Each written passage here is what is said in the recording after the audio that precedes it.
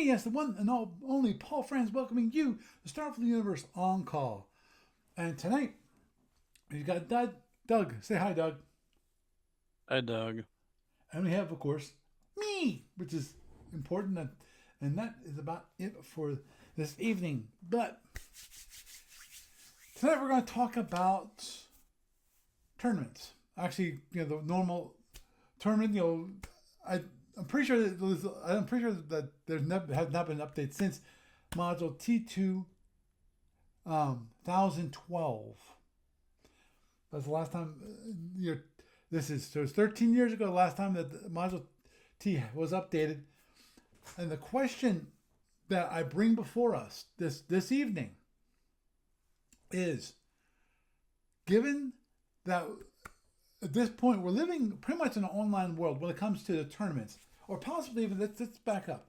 Let's say that is there anything in the tournament rules and tournament setup that needs to be modified for an online world? Because of obviously certain things were previously there and they were meant for a reason because of people had limited amount of time. For example, as I said, the time basis, you were given approximately 3 hours to get your game done. If you don't get it done within, I think it's pretty sure it's 3 hours, then the game was then adjudicated. Why? Because of the game needed to be done within 3 hours, at least close to it anyway, so that people could actually play, because a lot of times when it comes to Origins, you were playing a lot of SFB games, especially in the case of the Patrol Tournament. The Patrol Tournament, the idea is you play as much as possible, and the best people, they go on to the actual tree, and you play it out. So the idea is you want to play as many games as possible so that you have the possibility, especially if you're winning, to advance. Obviously, when it comes to Origins, one thing that people would do is that people would actually play multiple games. If they were losing constantly, they'd actually re-sign up, and we allowed them to re-sign up in that case. But after the tree was set, you cannot go back in to re-sign up for and be part of the tree. Well, the trees were part of the finals, so Exactly. that's basically that. Exactly. Whereas the round robin aspect of it, it's like you could play 5 games and have a +1 or a -1 score, Right. And or then you could quit and restart. mhm. and To people pay a new would do entry that. fee. And I have that happen um, with the captain's tournament, where there was enough people that people actually re-entered. I remember that Yeah. with Well, here's the thought on the time limits. You already set time limits for online play. So I don't think that really needs modified. It should just be left in place in the module, because that's like, if you have an actual tournament at a convention type setting or even a big gaming group weekend, then you really want to enforce that kind of a time limit. mhm. But when we did SFB by email ages ago, the time limits were dictated by the tournament director, who was also basically running the turns together. So Well, the tournament director wouldn't be the moderator, always the moderator, yeah, but the he moderator, you but know he could what I be, mean. but the moderator is the one who would define in some cases how fast the What me turns meant. would be. Well, he would define how fast the turns were processed.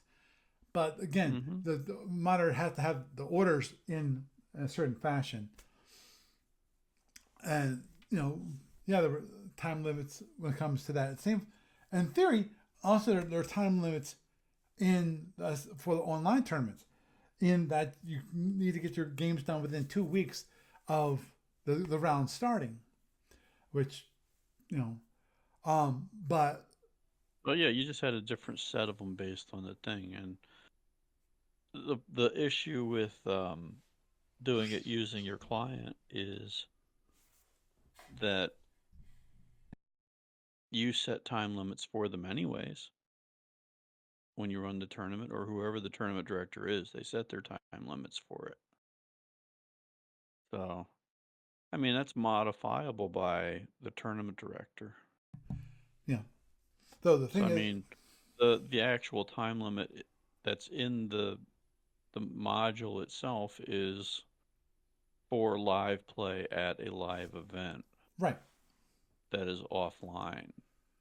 And it is meant for a very good reason, which you were just saying, because you have a limited amount of time over the course of one of those weekends to qualify and get in, and then the rounds themselves, when you're in a tree structure, you have a certain amount of time where everybody needs to be done by so you can get the thing done during the event Mm-hmm. and get it done by a very specific deadline with a very specific start time. Understood. So, Yeah. Um, cause well, one thing that happened, the reason why I even bring up the time limits at all is because of something that happened in the current tournament. Now, this was actually with an active game. So this the the 500 point fleets. no, the regular tournament. Oh, And okay. it basically was the TKE versus the TKR, i.e., the tournament King Eagle versus the tournament Kestrel. And basically, they did a 20 turn game. So Mm-hmm. it took them a while to play. And Okay. it was suggested that basically that we change it. That is, we there were certain options that Steve Cole brought up, which was number one, just leave it as is, i.e., if people can get in 20 turns within the time limit, which should be 2 weeks, then let them go. If people Yeah, want to spend I 20 agree with turns, Cole. go do it. You I know, totally agree with that. Number two was limited at 10 turns, and you know, and then Nope. and this was for plasma, plasma versus plasma only. Um, and have it so that after 10 turns it would be adjudicated. Another option that Sequel brought up was the possibility of remove the PPTs.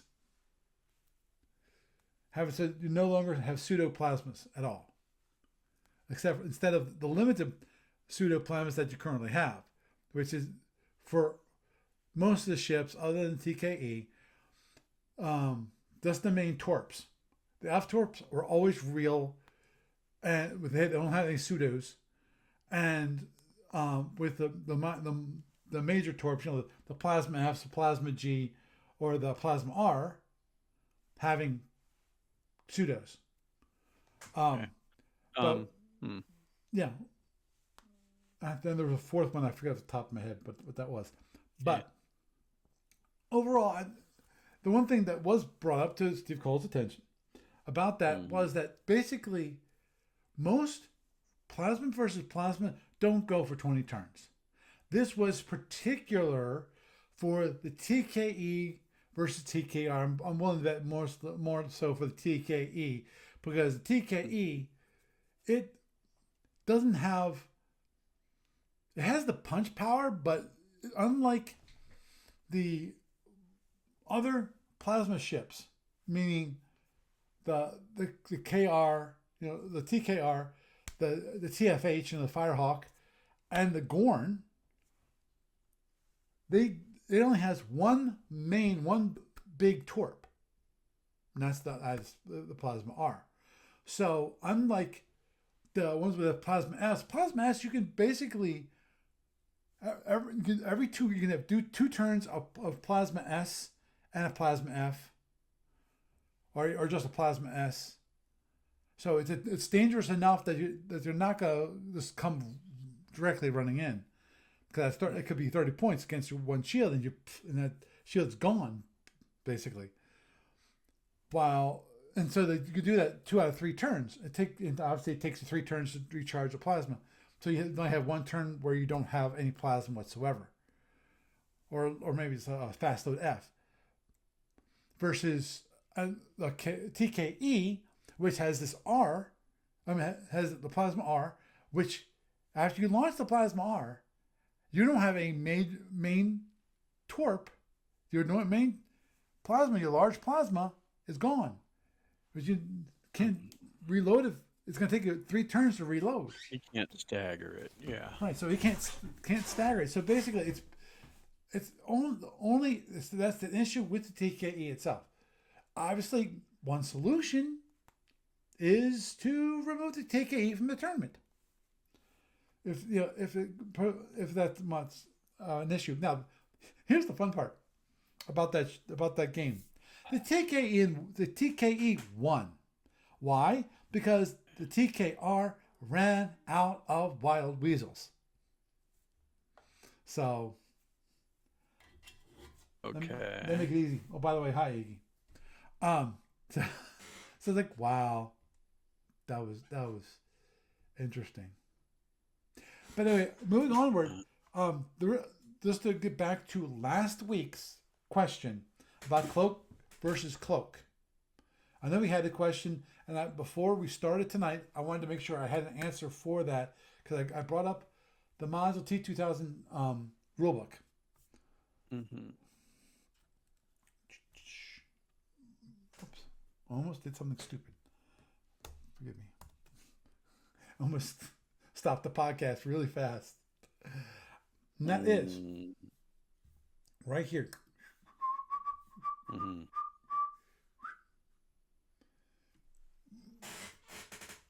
Cloaks versus cloaks. In all battles in which most ships have cloaking devices, no ship can remain cloaked for more than 120 impulses total for the entire battle. Mm-hmm. So that is 4 turns. Cloak. And that's cloak versus cloak. Cloak versus cloak. I thought there was some kind of a time limitation on that. Yeah, I wasn't sure if it was specific to like Orion versus Orion. No, it says this includes Orion versus Romulan battles. At the end of the 128th cloak impulse, the cloaking device of the ship has been cloaked for 120 impulse is destroyed, and the ship begins to fade in procedure within the normal sequence of play, i.e., it kind of blows up real good. And well, the cloaking device goes bye-bye. Yeah, cloaking device goes bye-bye. So the ship is high. And that's obviously something to keep in mind for those of you who fly cloak versus cloak. Now, that's one thing I did not even discuss with these guys, just to make sure that they were still within the rules, which is, did either one of them cloak? Doesn't sound like it if he got ate up by like running out of wild weasels. Right. Agreed. I think probably ended up balleting until he got caught in the corner. Yeah. And then he had the weasel and then rebuild his speed. And if he did, so what? Even if it took 20 turns, were they done within their time limit? They didn't ask for an extension or anything. They didn't ask for an extension, but I wasn't as the judge. I mean, they should be allowed to get as many turns in as they need to. Yeah. Oh, at least then they don't have to ask for an adjudication. Understood. But as you pointed out, there was a time limit. Now, did they go past the time limit? Yes. But as the judge, what I felt about that time limit and letting it go was basically because they were showing progress. It's not like they played and then all of a sudden they stopped playing. Did they affect the progress of the tournament? No. Now, the other one, yes, is going to affect the progress of the tournament because of they started to play and then the one player basically his subscription expired, and this I see. was expired 2 weeks ago. And we worked out okay that he needs to up his renew his subscription. Now I didn't know that his subscription had expired. He did not. I checked the email, and he. Excuse me, because I'm not about to let people see my email. Doo, doo, doo. Let's look at this for a moment. Was it Comcast? Yes, it was Comcast. Yes, it was. That is. So he basically all he did was he emailed me saying, "Okay, here's my subscription." But I kind of ignored that part. But he did say, "Okay, can use the winnings on the 27th to turn winnings to pay for SFB Online." And I said, "No problem." And I told Gene I'd be happy to trade, i.e., they give me $15 to my account on for ADB's online store because Lord knows I will buy stuff from them, and I have one in mind right now, which is the Rumors of War for that one. That's what I'm waiting for.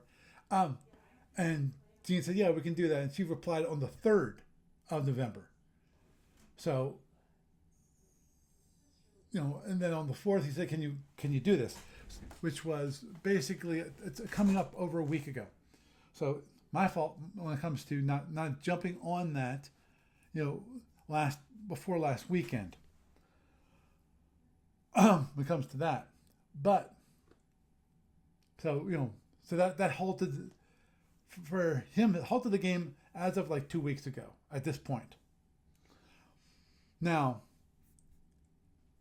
I'm not sure how much we have some issues, and I'm not about to go through all the issues right now because of we're working through the whole problem because as I mentioned actually in the news portion, which is that the other issue and one of the issues I wasn't keeping a close eye on the tournament when it comes to them getting progress. I did not keep an eye to make sure their game was progressing. That was my fault. But at the same time, one of the players, they had a problem with the other player. Seth had problems with Jeff.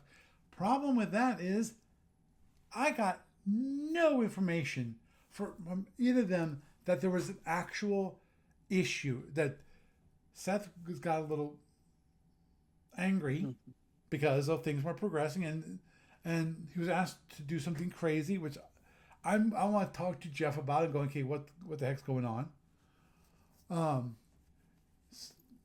So I need to talk to him about that.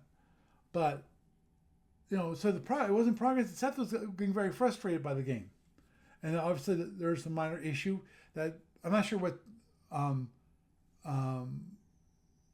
time zone Seth is in. I know Jeff's in Japanese time, and normally that's not an issue. There might be an issue now, in which case I would ask him to withdraw from the tournament. But I need to talk to him about that. So it depends on who's having the problem too. Right. So that game is if he's doing his thing, if he's bending over backwards to make sure that he's on the same time as the guy in the States for coordination time, and the guy in the States isn't showing up, that's not his problem. Right. Understood. So, but I'm not gonna discuss that here. I'm not gonna discuss that here. Yeah. But so that one is actually slowed down the tournament, which actually I'm probably going to one side of the quarterfinals can be played. So we can at least have one side of the semifinals completed, possibly. I'm going to ask them to start their game as soon as possible. I'm not going to push them at this point. to get it done. Mm-hmm. But I'm asking them to gently, just to get it, organize it so you can guys get started. We'll deal with the situation because I don't want half it to be done and then the other one you have to wait for another 4 weeks. You know, Mm. for with other issues. So we'll just have to wait and see. Okay, now, so that was one thing I wanted to bring up with the cloak versus cloak. Now, obviously, okay, again, is that a rule that we should modify for online? I'm gonna say no, because even though I think part of the 128 impulses has to do with amount of time that's played in the game. Because again, um, in the real when you're playing SFB, SFB online, SFB in real life, on the physical shits and all that kind of thing, which is, trust me, it's when you've played online for so long and then you try to play it on a physical board, it is really weird because you don't have an automatic energy allocation for you. They don't have it so that you just press a button and it will move the ship on the board. You kind of get spoiled by that. You know, again, there's something visceral about actually being able to the different boxes off the ship, to roll the dice and actually physically move the counters. So,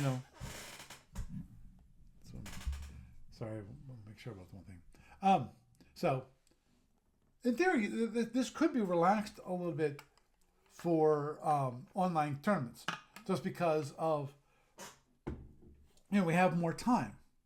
We're no longer within the 3-hour time limit. Well, yeah. And you also have a small player base too, so Yep. And I know a lot of don't people. really need to be that strict with it. Yeah, and I think um, honestly, when it comes to the cloaking, I don't think many people actually. That's fun for them to play a sub hunt game. You know, where you're waiting for them to come out of cloak and you can't really do anything except for just run around the board. You know, except for close on them. Of course, at the same time, cloaking has its own detriment in that if you do cloak, you're Mm-hmm. going to slow down a lot because a lot of your energy is going towards that freaking cloaking device, which means your opponent can easily close the range. Oh yeah, it's definitely sub hunt time at that point. Right. And not So, only that, he can just overrun your ass and shoot mm-hmm. you Well, with penalty. that's what I'm pointing out, which is Yeah. basically because of if you're cloaking and you have a closed board, um, you're going to be slowing down dramatically. Well, And and the thing is, you're not hidden either, so you still have a counter on the map. right. So Oh, understood. So at the moment I see no reason to change that at all. I don't as given the general nature of it and the short number of players you got, I see absolutely no reason to change it if it's not really affecting the tournament play and you set your own frames anyway. Mhm. Yeah, if you're not hosing over everybody else, take the time you need. Yep. Yep. You know, I was there's other things in here which I don't think I would ever change just because of they have to do with balance, without actually changing the ship. Which actually we can discuss ship changes, but As much as people might complain about balance issues in it and everything, it's still something that's evolved over a significant amount of time. yeah. And tweaking it is like just opening a can of worms. Oh, agreed. Agreed. Oh, that'd be kind of no. If if they could have that available, which is plasma torpedoes, plasma K torpedoes, which I don't think anyone really wants plasma Ks. They're take a plasma D and make it smaller. Make it from a 10-point torpedo down to a 5-point torpedo. You know, which is Yeah, and the question is why? I know exactly. It's kind of nuts. But then it's also not available, which is plasma sabos and plasma carronades. Both of those I think would be interesting to add. But obviously, as I said, that is a balanced option, and they don't. There's a reason why they don't have those in the tournament.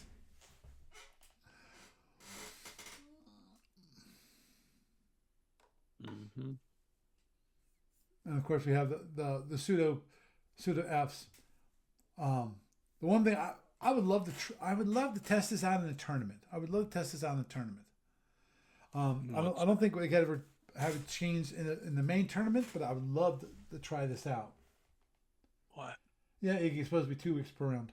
3 weeks for the first round, and 2 weeks after that. The idea is to keep it going. And that is currently the TKE gets only, instead of having an NSM, it has a T-bomb. It has a T-bomb instead of an NSM. Right. I would Like the note here is like, note all attempts to convince ADB to give the TKE an NSM have failed and will always fail, as doing so would turn the battle into a gamble over whether enemy hit the NSM or not. Well, pretty much. I mean, if they run into it, it's incredibly overwhelming as far as one spot of damage goes, and it devastates everything in a certain radius. So Oh, agreed. But here, to me, I know from the original thing, it's a big deal. right, and more to the point, I don't think it really would give a TKE adding an NSM would be a failure if you're not using hidden. If the NSM is not hidden, I think that is the one where it is a gamble. Where that would make it a very frustrating game to play. I agree there, but I see no reason. Yeah, hidden mines are an optional. I know that.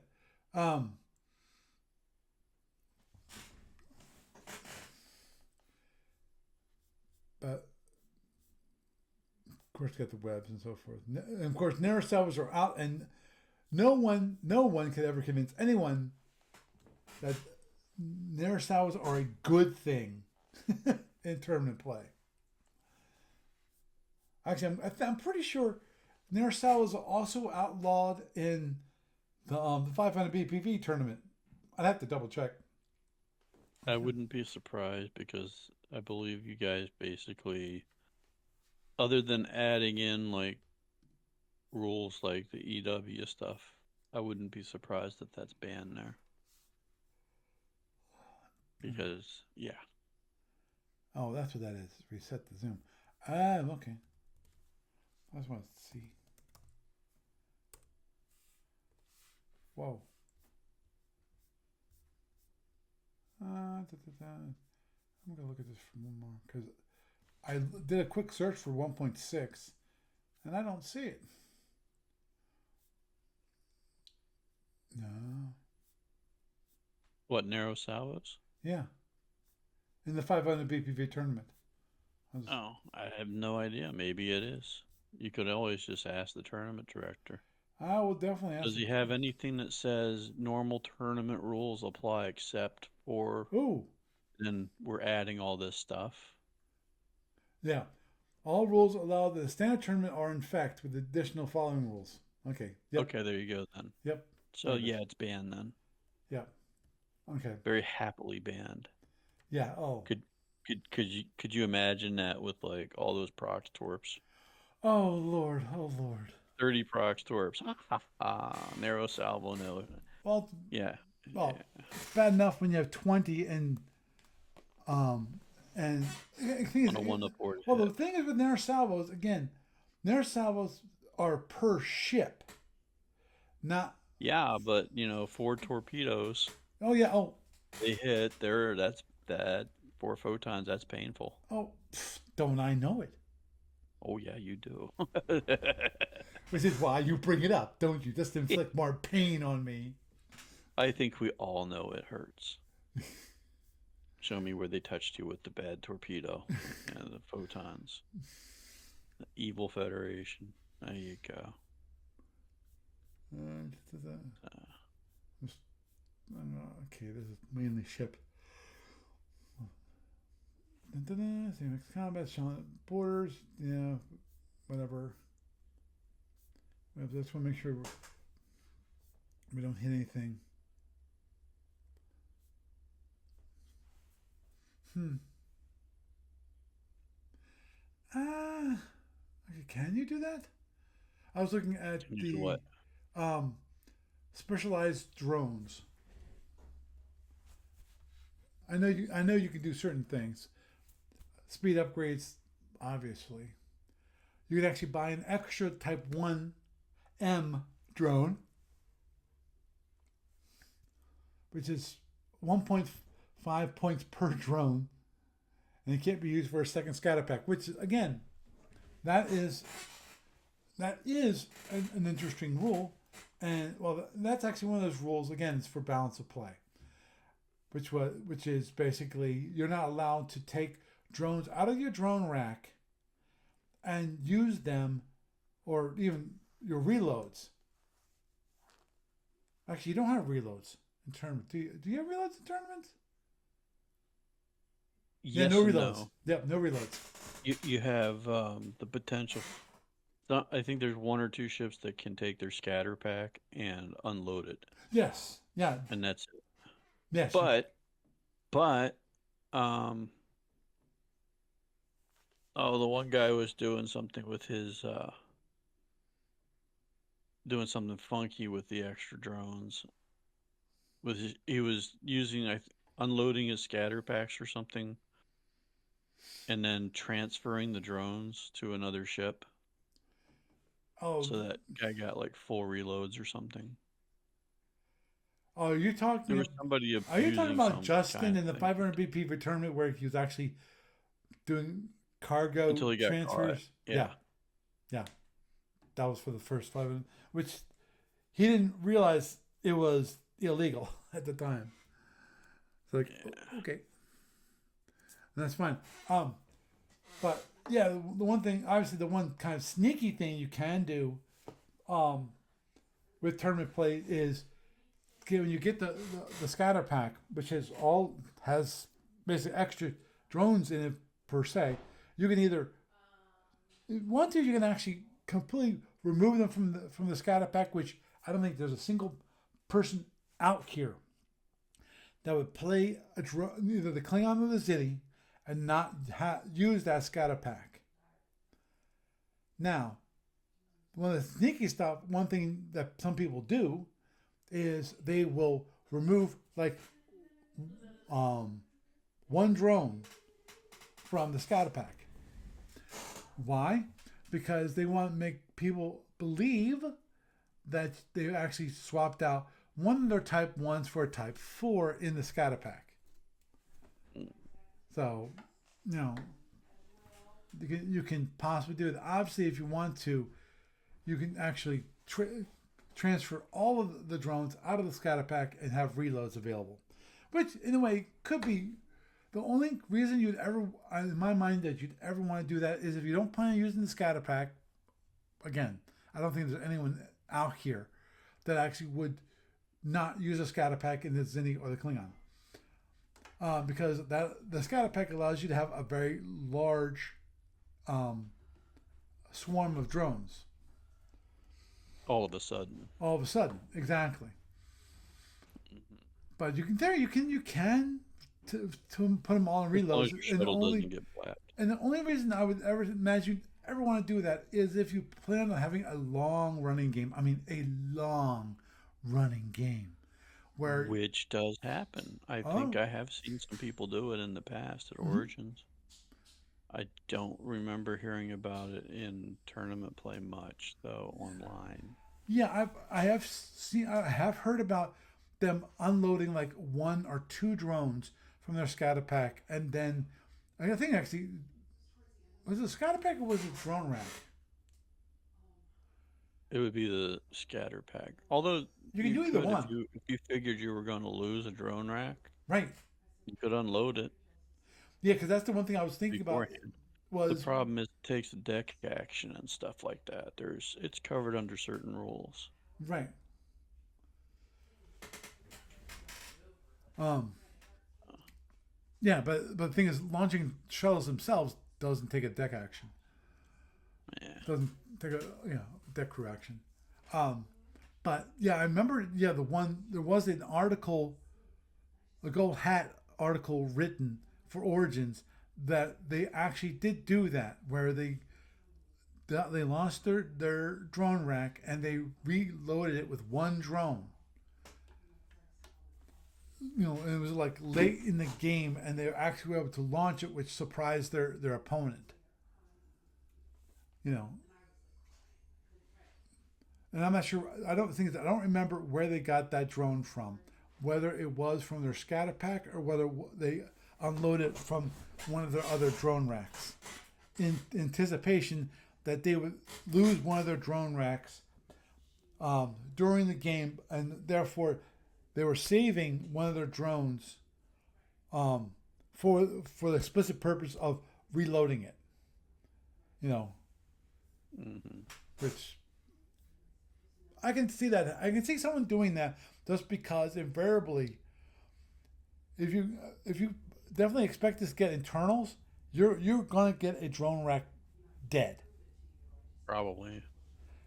High probability of it. Yeah, and The more damage you take.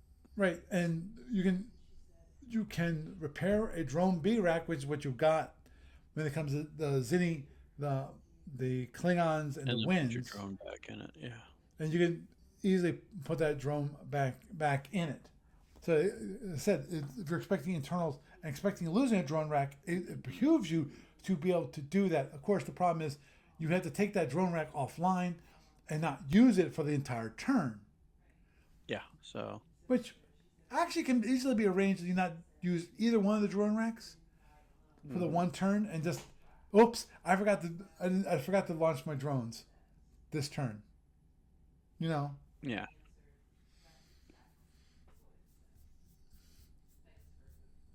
Yeah, I can't think of anything in particular that I would just yank from the tournament. right? Or particular, because basically you've already modified the rules for online play. Mm-hmm. Well, the only big thing when it comes to online play that was changed is pretty much is how the time Time limits limits. occur, which is Hmm. the time limits are pretty much on 2 week, 3 weeks or 2 weeks, depending upon the round basis, and that means you've got anywhere as long as the players can get together, they can play as long as they want. I mean, when it comes to the actual amount of time that they actually play, against each other. So, but Yeah, I see absolutely no reason to change that. yeah, Hmm. So, understood. Now, since we're on the topic of tournaments, I figured I'd bring it up. I think I might have brought it up before when I was going through all the mhm. tournament ships. In fact, I'm pretty sure I did, but I'm gonna bring it up anyway. Which is now,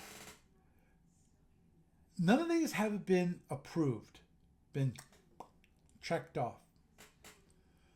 Which is some of the fast ships, meaning the two-third movement ships. Hmm. Now, the only one that they actually did agree to, actually two of them, the original were listed here, which is the Gendarian. That one, which is so weak. I don't know of a single person. Actually, I think Peter Bakia played in one just for the just for just for fun. The heck of it. Yep. And I think currently the Voodar are allowed are in the tournament too. I have no idea. They could have conjectural ones, experimental ones, playtesting ones. Oh.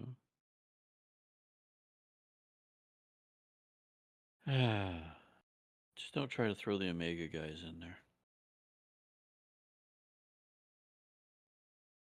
That might be bad for balance.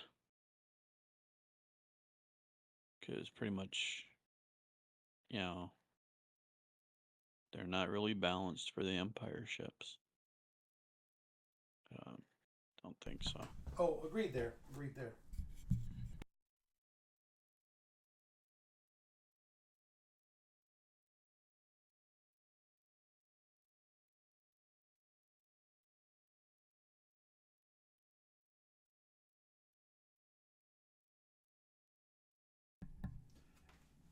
Pardon for the delay in responding. I got cramps in both of my legs.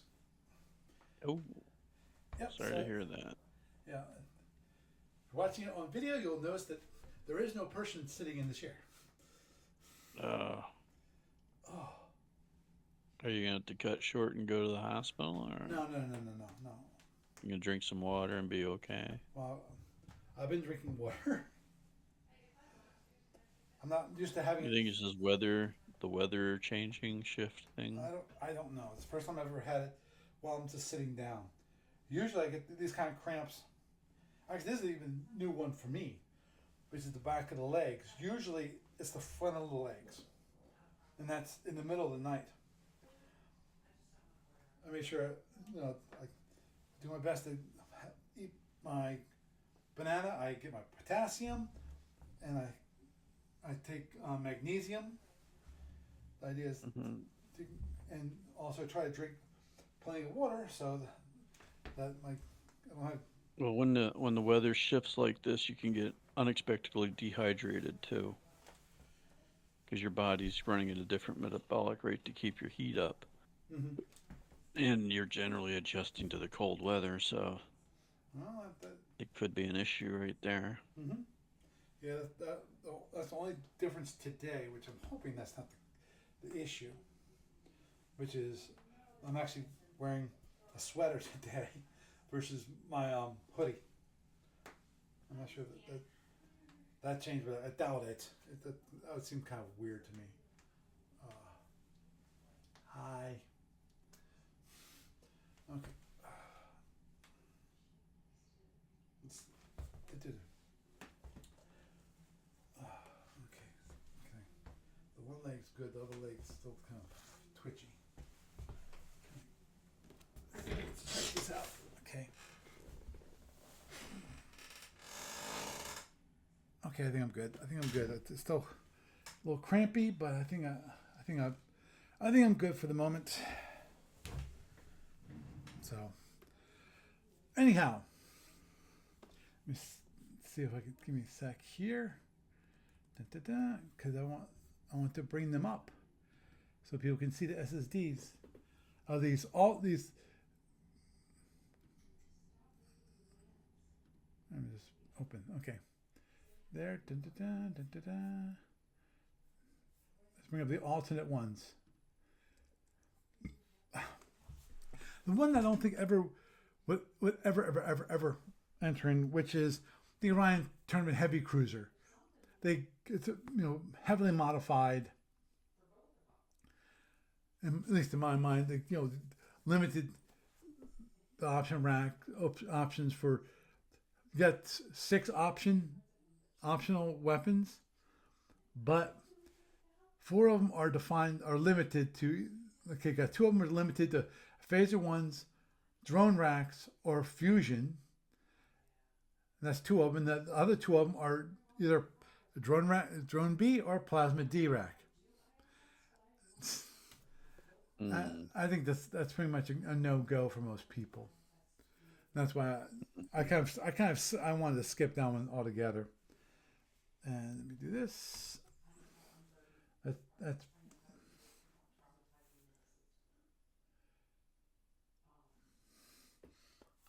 okay. And let me just move this over just maybe a little. No, actually, it looks fine. And that is the Hydrogen Tartar Tournament Cruiser, which is an interesting ship by itself. Um, it has three hellbores, which is kind of powerful. But the thing is, obviously, the issue with this ship is that you got three hellbores. Well, you got 2 turns movement. So this would be what 24 here between these two. Yep, 24 warp. You got 24 warp, four impulse, which makes it 28, and how many APRs? He's Three kind of APRs. glass cannony. So it's got 31 power, but can you imagine trying to overload all three hellboards at the same time? That's right Yeah, there. he's got the problem that all the war cruiser ones have is that they're like glass cannons. They can do it, but they become incredibly catchable, and once they're catchable, they're toastable. Hmm. Now, that guy is one that you might want in a knife fight, but you might also want to just not be in a knife fight for a long time too. Right. Uh, that's one where you could be like rolling your hellbores and just Hmm. dipping in, hitting with phasers till you get a shield down enough, and then you start cycling through them like one a turn. Right. And then if And you end up in the knife fight, you can start overloading stuff because and of course you here's might the as well because you're gonna die mhm. point and blank range to and anybody. and here's the problem with the Tartar, which is it's got 2 phaser 1s, 4 phaser 2s, 2 phaser Gs, and then 3 hellbores. So it makes it, in my mind, incredibly difficult to get that punch into to a shield, so your hellbores will be affected. Yeah, they're subtlety ships. Yep. All of the all of the war cruiser mod ones are subtlety ships initially.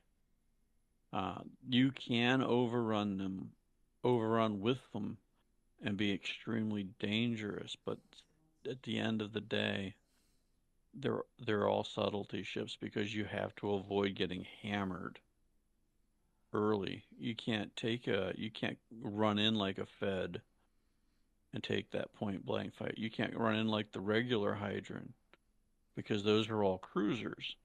And these are like war cruiser designs, and they're really like kind of thin on the inside. Mm-hmm. They're crunchy, Oh, agreed. and yeah, The only benefit, see, the only benefit here with the Hydrogen Tartar when it comes to having just Hellbores is that means they will get hit on drone racks, and mhm. that's it. You don't have two heavy weapons being hit. Cannot be hit. Cannot be hit in the same DAC. Same way as the torps. Yeah. Mm-hmm. Like Well, on the DAC, does torque cover a drone hit? no.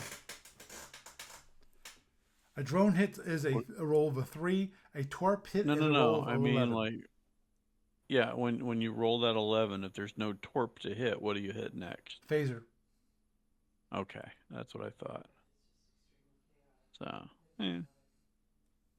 Yeah, it definitely reduces what you can get hit for, but on the other hand, one one torp hit there is a third of your main firepower, Mm-hmm.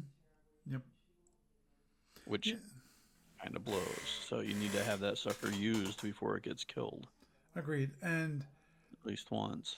my guess is that for this ship, those phaser 2s would have to be upgraded to phaser 1s. No, the ship is balanced a certain way, and it's like I think that would probably start getting it into um, overbearing territory. Maybe. Because the strength of him is that if he gets one of your shields down, he can just Mithia you to death. You know. Yeah.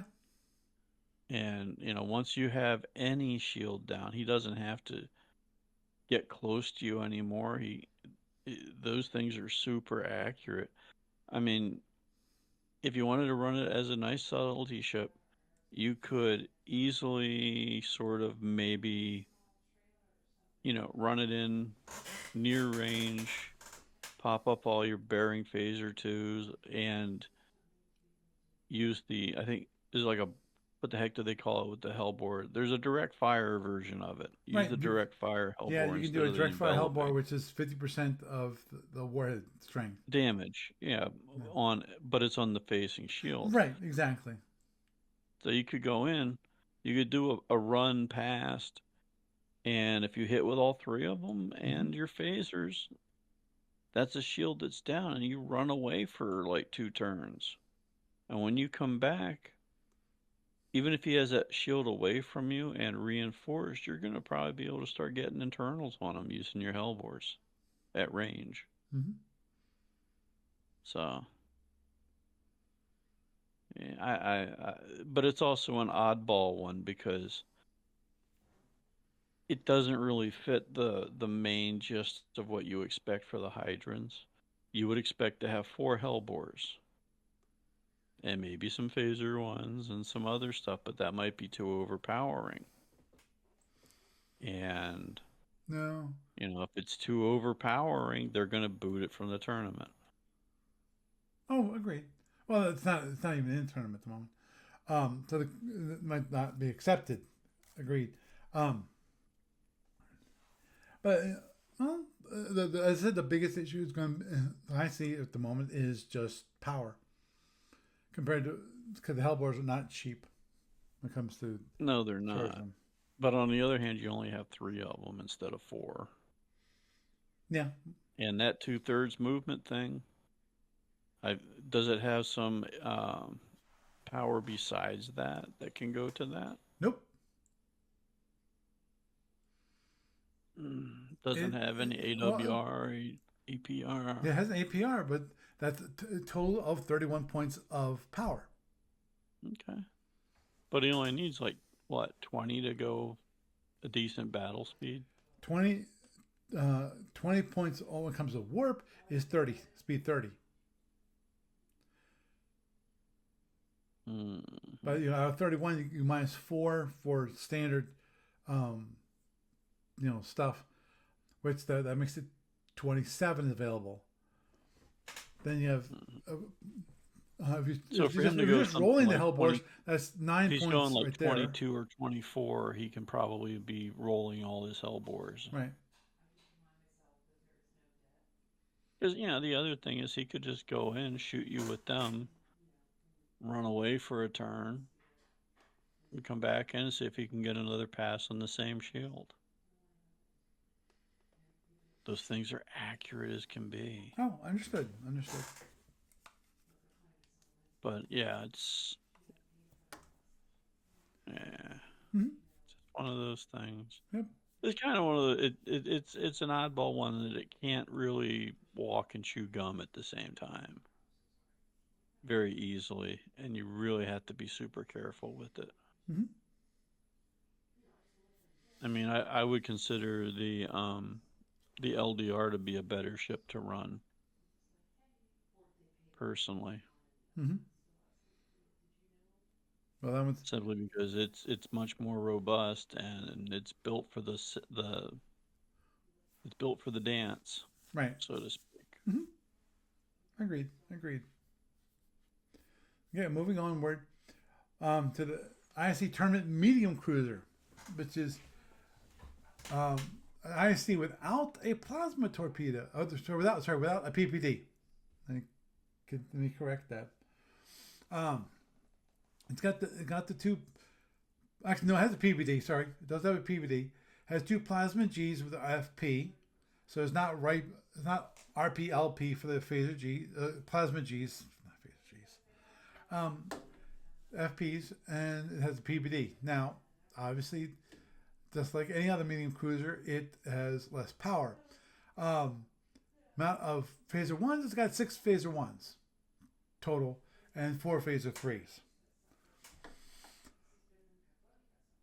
And it does have what the actual, I'm pretty sure the other IC tournament, which has, let me just double check this because I think they actually have one per.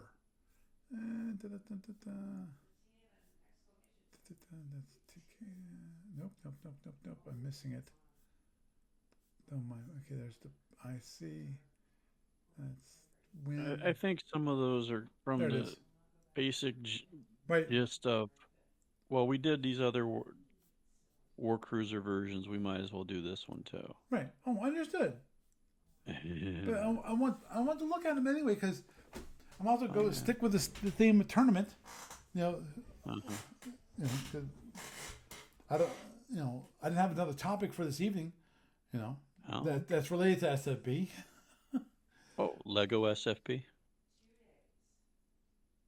Lego SFB. Nah, I haven't had a chance to actually think about that some more. I'd have to. That's a topic I'd have to think through. Yeah. But it'd be great for the kids. I understood. You get to take their ship apart as they damage it. So. Now it has 4 plasma Fs. Now they are still under the rear plasma F restrictions. Meaning you can't just launch 4 plasma Fs unless they're small targets. Because Mm-hmm. they're purely defensive.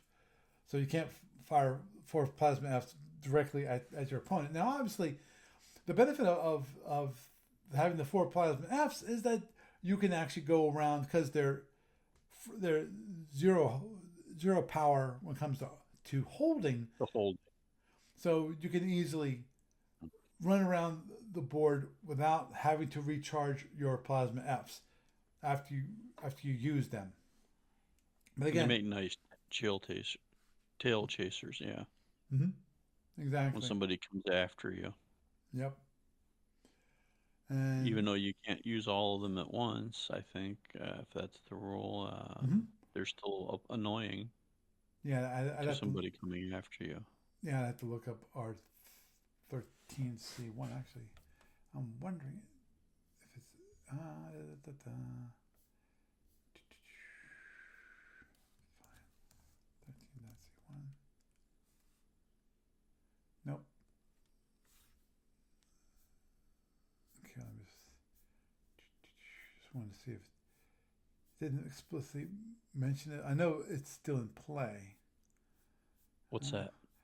R13C1. That's the one that limits what the plasma Fs can be launched at. Oh, there it is. Okay, Mm. here it is. They actually explicitly say it. The rear firing torpedoes are under restrictions R13.C1, 1C, not C1. Forgive me. No more than one can be launched at a ship during any given turn or within within a quarter Mm-hmm. turn period.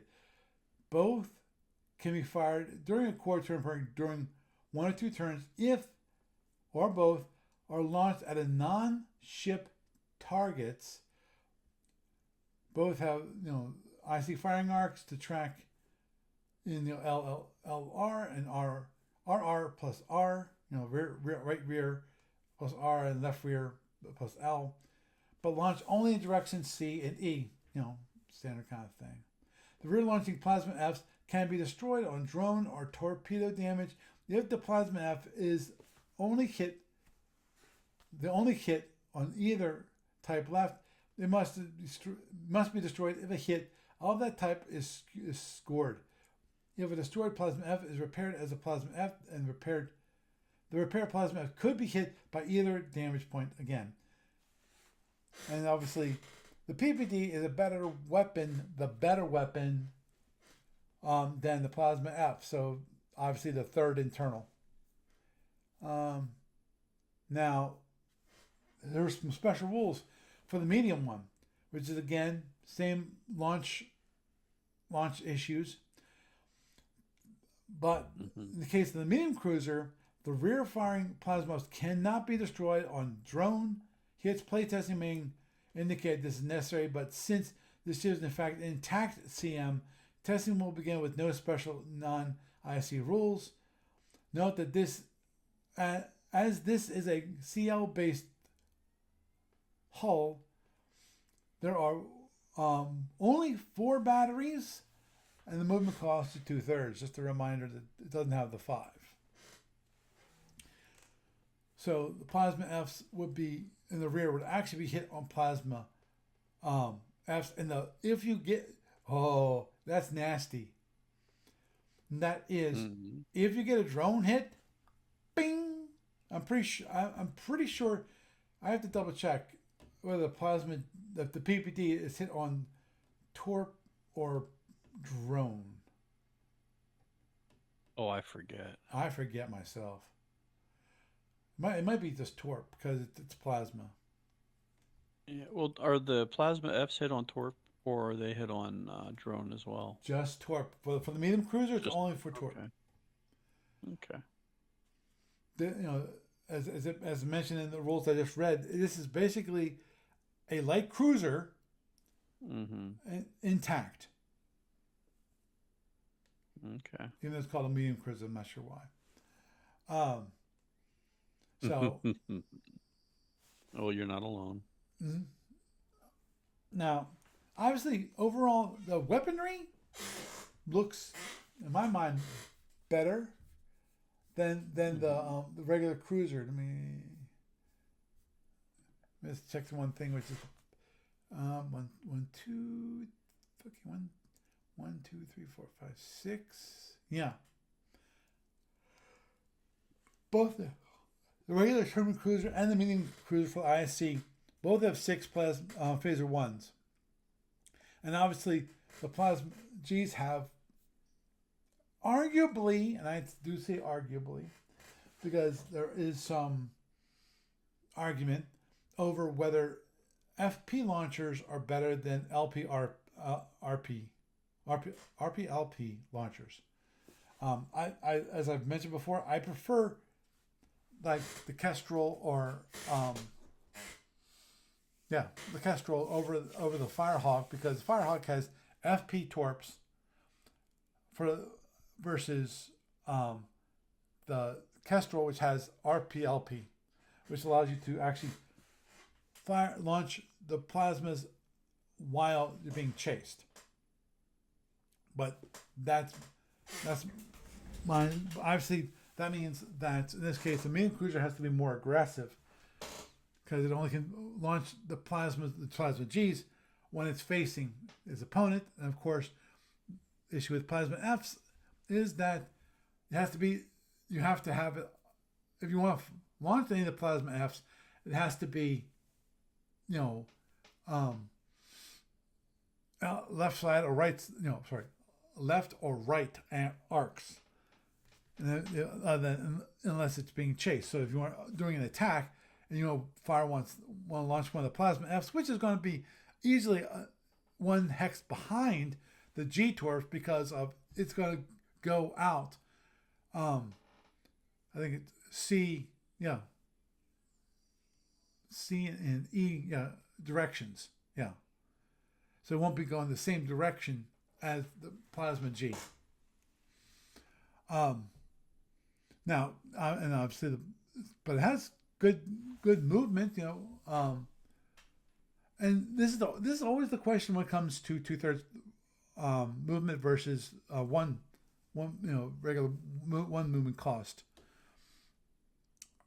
ships, and that is, of course, the one movement cost ships have more power, but when it comes to movement, obviously, the 2/3, which has less power, has less cost for movement.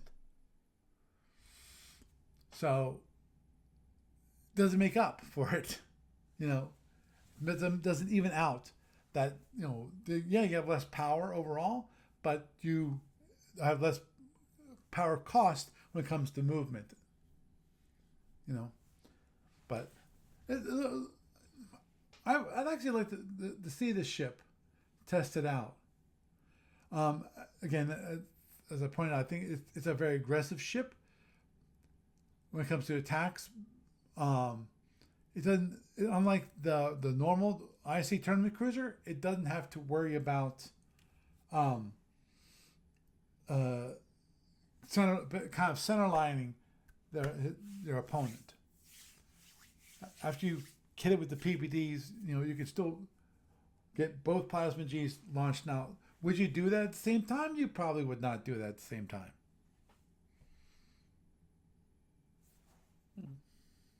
You know. Yeah. You never know. Yeah, you never know. There's so much conjectural. It's like circumstantial. So much is circumstance. And your battle plan and stuff. So, who knows? Yep, definitely.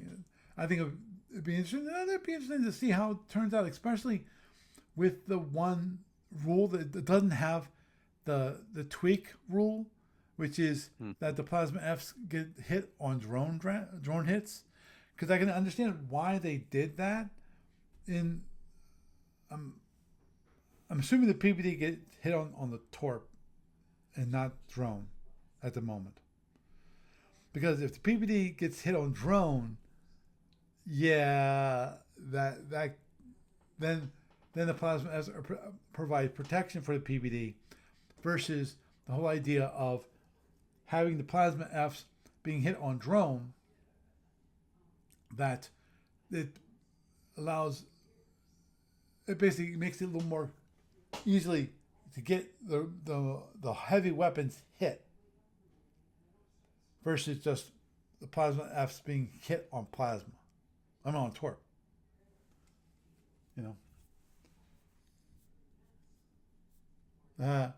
Yes, the Frax Terminator Cruiser. Which actually, it's a movement cost one ship. But yeah, we don't always interesting about that, because obviously for those of you watching and actually can, that is the disruptors. You have two disruptor, which is FX, two disruptors which are RX. So it's mainly oriented towards firing broadside, either on the right side or left side, but not straight ahead, not straight back.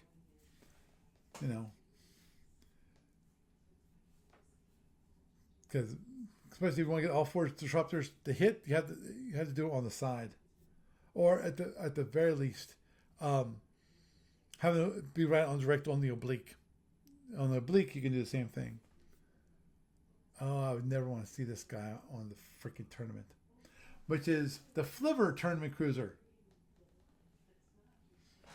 Actually, does this mention anything about the Flivver? Oh, yeah. Oh, good Lord. Yeah. Flivver tournament ship, one of the most unusual of the conjectural empires. Yeah, this was one of the training module. I think it's C4. Look at this. Flivver ships are famous for the ability to move sideways and even backwards. Their special drones, the hyper drones, are deadly under tournament conditions. Many players have found this empire to be a particular excitement, and their campaign for a tournament ship is rewarded with this, albeit unsanctioned SSD. This ship does have hover warp and hyper drones.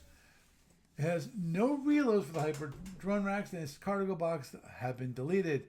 It cannot use E55.24 to load standard drones.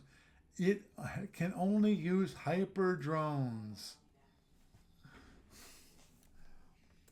Oops, sorry. That. I hated this sucker. Tell me how you really feel. I played against this in the Andromedan, and the problem is those hyper drones, as they fly across the board, and it's hard to stop them because they kept coming at me, and I'd run out of phasers before, before they hit. So, and that's the biggest issue is that if you don't have that many phasers, you're in trouble against the hyperdrones. Let me look at this. Oh yeah, wow! I totally forgot that was so weird. Um, the ship is actually box like, but the front Hmm. there's the center warp, which has 12 center warp, has 9 left warp and 9 right warp. And this is a movement cost of 1. So, so it's so that's 30, right? No, 12. Yeah, yeah, that's 30 for warp. It's got 2 impulse, so 32, and no APRs. 5 batteries, and there's 2 shuttles. And 4 shuttles. Um, but as weird as it looks like, because you have 2 shuttles here, 2 shuttles here, it says here the ship has only 1 shuttle bay. So it doesn't have that much power, but with the hyperdrones, my understanding, the hyperdrones don't cost you anything to load, to fire. So you got 6 phaser 1s, you've got 4 hyperdrone racks, and 3 phaser 3s. So now hull wise, it doesn't have much. It's got what, 7 forward hull and 7 rear hull. You know, not that doesn't have much padding at all. Because as pointed out, it actually usually has cargo. This had no cargo. They removed that. So there's the Vudar, the Borak. Never played with that. Because obviously the weird part is this guy, the Mega Phaser. Is basically the Mega Phaser has a firing arc of a Mauler. Oh goodness. Yeah. They basically took a. Did they just basically take a Type 4 phaser and just wrap a ship engines around it? Pretty much. Pretty close to Phaser 4. It might be a little less. Okay, let me just. Don't mind me. I want to look at one thing real quick and then we gotta wrap it up. I just want to see, did they mention anything about the Borak? There it is, Borak. New Empire was added. Sorry, for the universe, and its tournament ship has not been fully tested. The version published here is the first in an effort to balance this empire and its new weapons. Which, of course, this actually was published, according to the SSD, it was published back in 2011. So it's only been around for 13 years. So it's kind of relatively new.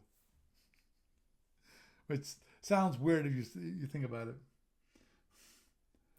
Something that's 13 years old is new. So, Yeah.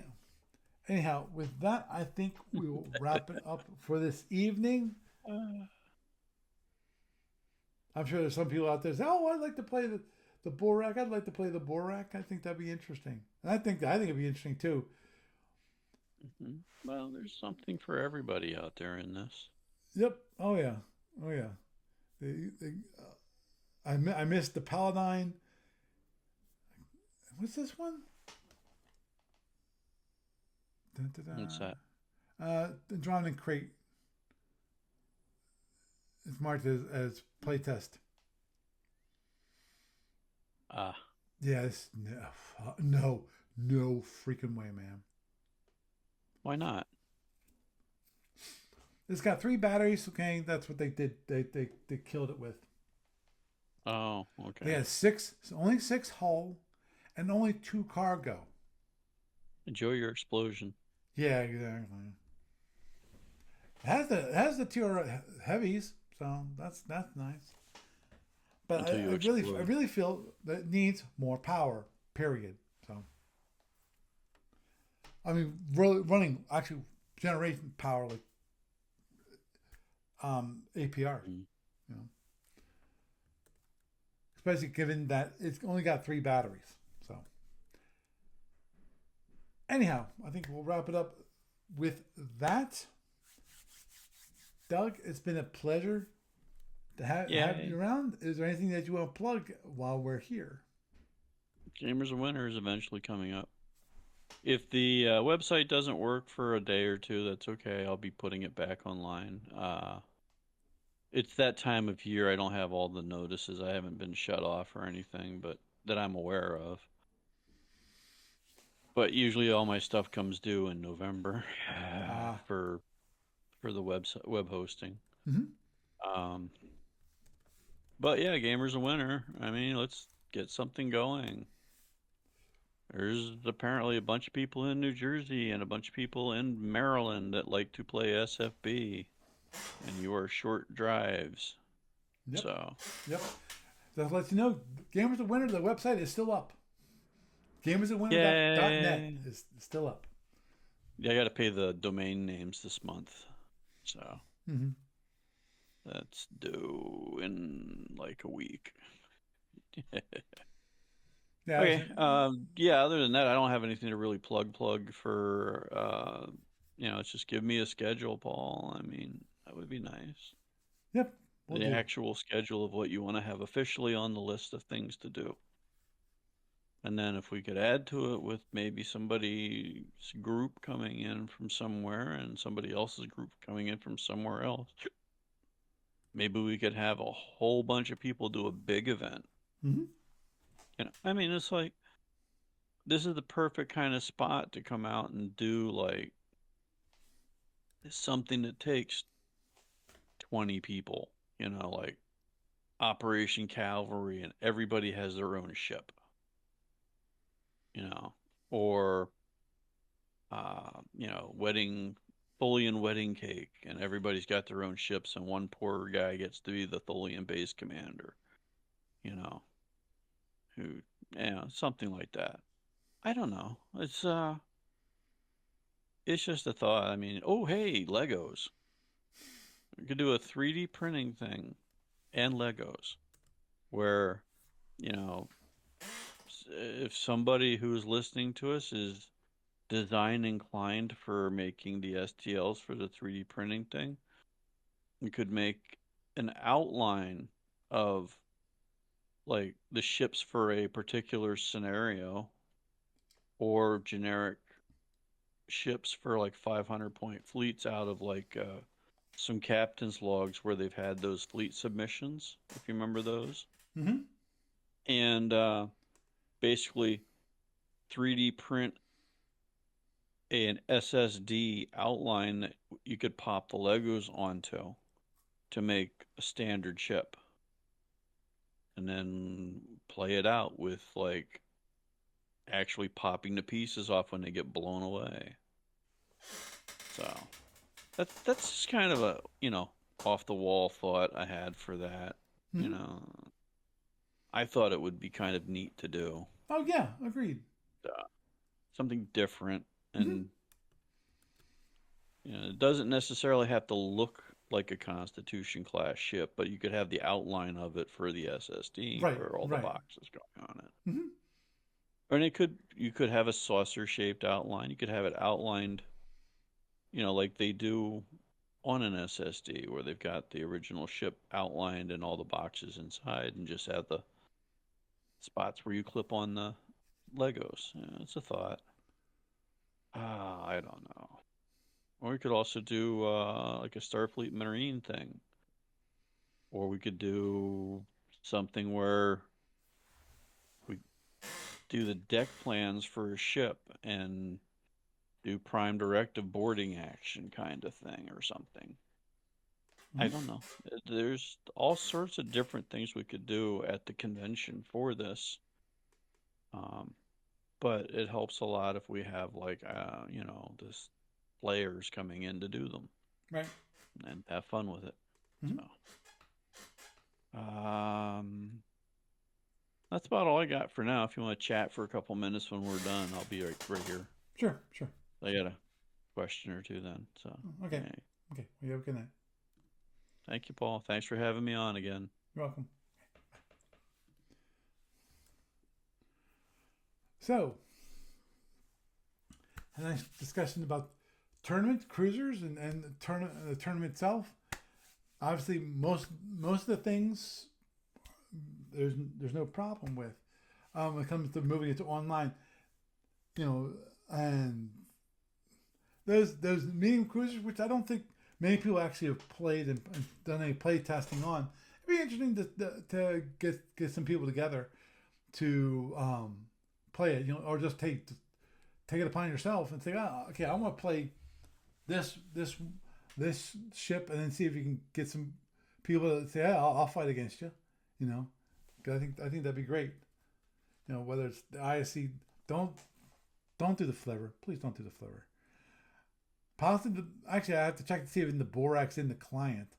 The flivver might be there, but I don't think the Borak is. I'd have to double check on that one. But I'm pretty sure the medium tournament group is in there, and I have to. As I said, I have to check the other ones. But anyhow, with that, I am Paul Franz, and I bid you a good night.